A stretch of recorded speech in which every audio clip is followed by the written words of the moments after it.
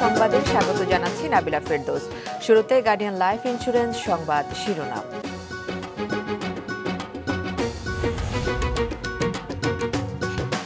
বিয়ের অনুষ্ঠানে যাওয়ার পথে বরগুনার আমতলীতে সেতু ভেঙে মাইক্রোবাস খালে নারী ও শিশু সহ কনে পক্ষের 9 জন নিহত। সিলেট, রংপুর, কুড়িগ্রাম ও নেত্রকোনায় বন্যা পরিস্থিতির উন্নতি, দুর্ভোগে পানিবন্দী মানুষ, গাইবান্ধায় বাড়ছে তিস্তা সহ 3 নদীর পানি। এবার বিস্তারিত।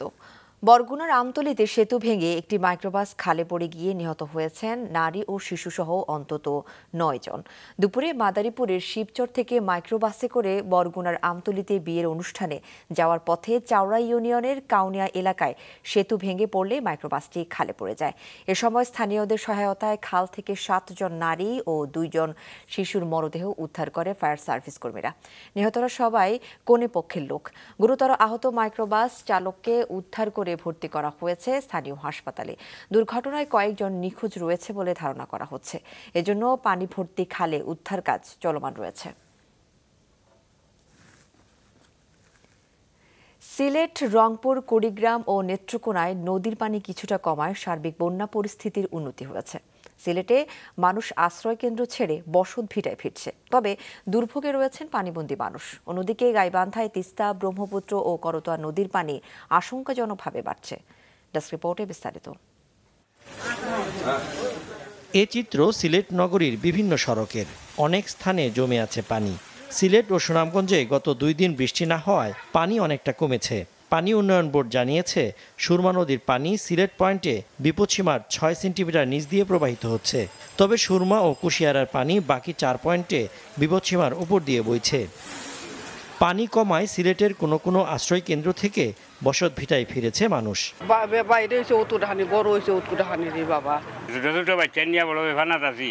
আপনারা যদি কোনো সহযোগিতা থাকে আমাদের সাহায্য করুক। সুনামগঞ্জে গত 16 জুন থেকে বন্যা দেখা দিয়েছে। বহু ঘরবাড়ি, সরকারি বেসরকারি প্রতিষ্ঠান, শিক্ষা প্রতিষ্ঠান ও রাস্তাঘাট প্লাবিত হয়েছে। ভেসে গেছে পুকুর ও খামারের মাছ। গত 6 দিন ধরে মানুষ দুর্ভোগে রয়েছেন।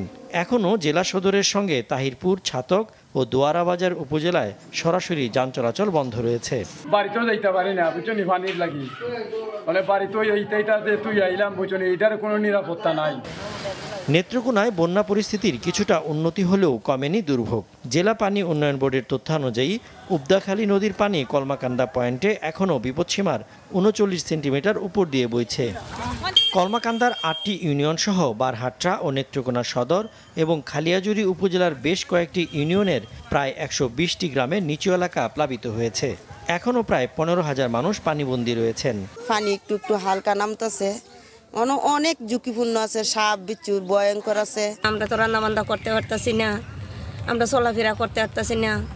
কিছুটা কমলেও রংপুরের কাউনিয়া পয়েন্টে তিস্তার পানি বিপদসীমার 30 সেন্টিমিটার উপর দিয়ে প্রবাহিত হচ্ছে। পানি নামতে থাকায় রংপুরের 3 উপজেলায় বন্যা পরিস্থিতির উন্নতি হয়েছে। ভাঙন আতঙ্কে রয়েছে কাউনিয়ার গদাইগ্রাম এলাকার মানুষ। নদী তো ভেঙে আসতেছে, পানি যেন বাতাস উঠে, নদীর পানিটা ঢেউ উপরে উঠে, পুতুল পাতল শুরু হয়ে যায়, তো অনেক তো ভেঙে ভেঙে পড়ে যায়। গদাই নামে যে একটা গ্রাম ছিল, এই গ্রামটার কোনো চিহ্ন থাকবে না যদি এখনই ব্যবস্থা না নেয়। এদিকে কুড়িগ্রামে নদ নদীর পানি কমছে। জেলার নিচু এলাকার প্রায় 10,000 মানুষ পানিবন্দী রয়েছে। অন্যদিকে গাইবান্ধায় তিস্তা নদীর পানি 37 সেন্টিমিটার বৃদ্ধি পেয়ে বিপদসীমার 15 সেন্টিমিটার উপর দিয়ে প্রবাহিত হচ্ছে। ব্রহ্মপুত্র, যমুনা ও করতোয়া নদীর পানি আশঙ্কাজনকভাবে বৃদ্ধি পেয়েছে। নতুন করে ভাঙন শুরু হয়েছে ডাকাতের চর, রাজার চর ও চর গুপ্তমণিতে। সজীব সাদিক, মাছরাঙা নিউজ ডেস্ক। দর্শক, সুনামগঞ্জ থেকে বন্যার সবশেষ তথ্য জানিয়েছেন প্রতিনিধি ইমরানুল হক চৌধুরী। সুনামগঞ্জের সুরমা নদীর পানি কিন্তু বিপদসীমার 10 সেন্টিমিটার নিচ দিয়ে আজ প্রবাহিত হচ্ছে। গত 2 দিন বৃষ্টিপাত একেবারে না হওয়ার কারণেই কিন্তু সুনামগঞ্জে সুরমা নদী সহ অন্যান্য সবগুলো নদ নদীর পানি এখন বিপদসীমার নিচ দিয়ে বইছে।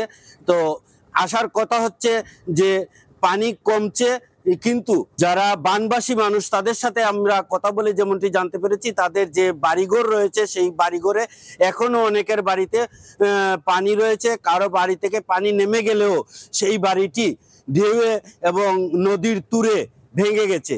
সেই বাড়িটি পুনর্নির্মাণের জন্য তারা সরকারি এবং বেসরকারি সহায়তা চাচ্ছেন। আমি বিভিন্ন আশ্রয় কেন্দ্রে ঘুরেছি, বিভিন্ন আশ্রয় কেন্দ্রে ঘুরে আমি যেমনটি দেখেছি আশ্রয় কেন্দ্রগুলোতেও সুপেয় পানি এবং খাদ্য সংকট রয়েছে। এক গ্রামে মাত্র একটি পরিবারের সুবিধার জন্য বরাদ্দ হয়েছে একটি ব্রিজ। পাবনার সাঁথিয়ার এ ঘটনা জানাজানি হলে ক্ষোভে ফেটে পড়েন স্থানীয় গ্রামবাসী। তাদের দাবি, জনস্বার্থে যেখানে ব্রিজ করার কথা সেখানে না করে ব্যক্তিস্বার্থ রক্ষা করা হচ্ছে। উৎপল মির্জার রিপোর্ট। সাঁথিয়ার পুন্ডুরিয়া গ্রামের নির্মাণাধীন একমাত্র 3 তলা এ বাড়িটির মালিক স্থানীয় এক প্রভাবশালী ধনাঢ্য ব্যক্তি। পাশেই একটি পাকা বাড়িতে বসবাস করেন তিনি। এ বাড়ির যাতায়াতের সুবিধার্থে একটি ব্রিজ বরাদ্দ দিয়েছে ত্রাণ ও দুর্যোগ ব্যবস্থাপনা মন্ত্রণালয়। 22 ফুট লম্বা এ ব্রিজের জন্য অর্থ বরাদ্দ দেওয়া হয়েছে 36,55,000 টাকা। নিয়োগ হয়েছে ঠিকাদার। এ ঘটনা জানাজানি হলে বিক্ষোভে ফেটে পড়ে গ্রামবাসী। পালিত হয় মানববন্ধন সহ নানা কর্মসূচি। তাদের দাবি, গ্রামবাসীর জন্য নয়, ব্যক্তি বিশেষের সুবিধার জন্য তৈরি করা হয়েছে এ ব্রিজটি।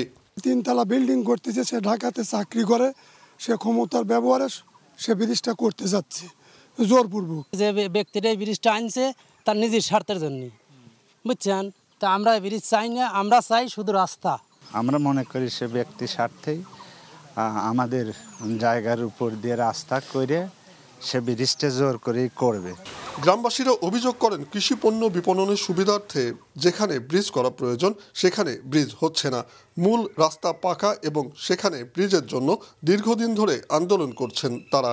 শুধুমাত্র একটি ফ্যামিলির কারণে এই ব্রিজটা করছে। আর এই ব্রিজটা করলে পরে আমাদের যে এই মাঠের জমি আছে প্রায় 3,000 বিঘার মতন জমি, এই পানি নিষ্কাশনের সমস্যা হবে। আমাদের এখানে যে ব্রিজের দরকার নাই, এ কোনো মালিকানা জায়গা, এ কোনো মালিকানা জায়গা।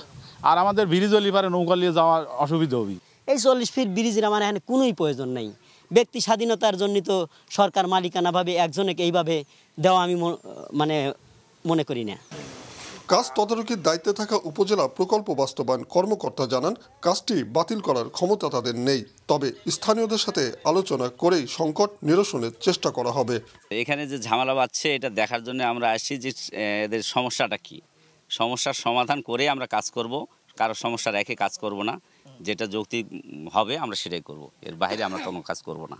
স্থানীয়দের দাবি, ব্যক্তি বিশেষের স্বার্থে নয়, গ্রামবাসীদের স্বার্থে ব্রিজটি যথাস্থানে নির্মাণ করা হোক। উৎপল মির্জা, মাছরাঙা সংবাদ, পাবনা। কক্সবাজারের টেকনাফ সীমান্তে গতরাতে আবারও গোলাগুলির শব্দ শোনা গেছে। ফলে সীমান্তবর্তী এলাকায় বসবাসকারীদের মাঝে ফের আতঙ্ক দেখা দিয়েছে। স্থানীয়রা জানান, শুক্রবার সন্ধ্যা থেকে আজ শনিবার ভোর পর্যন্ত থেমে থেমে টেকনাফের নীলা থেকে শাহপরী দ্বীপের নাফ নদী সীমান্তে মিয়ানমারের থেকে গুলি ও মর্টার শেলের শব্দ ভেসে আসে। এদিকে মিয়ানমারের দিক থেকে বাংলাদেশের নৌযান লক্ষ্য করে গুলি বর্ষণের ঘটনায় টেকনাফ সেন্ট মার্টিনস নৌ রুটে 14 দিন ধরে ট্রলার চলাচল বন্ধ রয়েছে। যে কোনো পরিস্থিতি মোকাবেলায় বিজিবি সদস্যরা প্রস্তুত রয়েছে বলে জানিয়েছেন টেকনাফ 2 ব্যাটালিয়নের অধিনায়ক লেফটেন্যান্ট কর্নেল মহিউদ্দিন আহমেদ।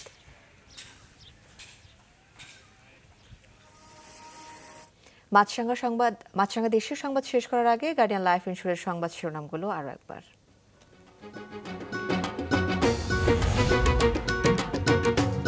বিয়ের অনুষ্ঠানে যাওয়ার পথে বরগুনার আমতলীতে সেতু ভেঙে মাইক্রোবাস খালে নারী ও শিশু সহ 9 জন নিহত।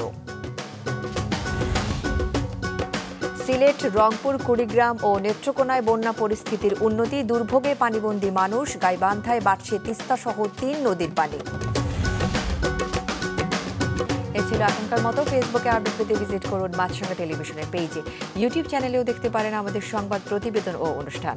আমাদের পরবর্তী সংবাদ সন্ধ্যা 7টায় দেখার আমন্ত্রণ রইল।